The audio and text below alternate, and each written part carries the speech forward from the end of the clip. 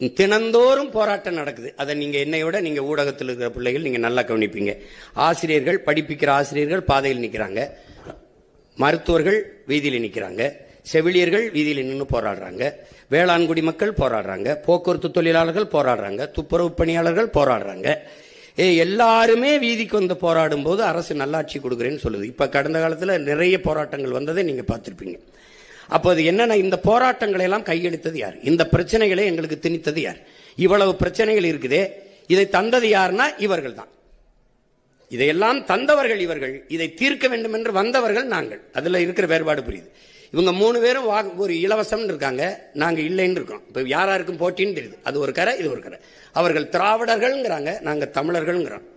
அவங்க இருமொழி கொள்கைங்கிறாங்க, நாங்க ஒரு மொழி கொள்கை, விரும்பினால் எம்மொழியும் கற்போம்ங்கிறோம். அப்ப ஒவ்வொன்றிலையும் மாறுபடுறோம். இதுக்குள்ளதான் போட்டி இருக்குமே ஒழிய, நீங்க இப்ப இலவசம்ங்கிறாங்க, இலவசம் பெற வேண்டிய ஏழ்மை வறுமை நிலையில் இல்லாத வாழ்க்கை தரத்தை உயர்த்துவேங்கிறேன், நான் அதை கொடுப்பேங்கிறேன்.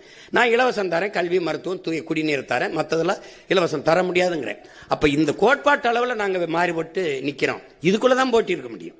இந்த நாட்டில் இருக்க எல்லா பிரச்சனைக்கும் ஒன்னு காங்கிரஸ், பாரதிய ஜனதா, திமுக, அதிமுக, இது நாளை தவிர வேற யாரும் இருக்காங்களா?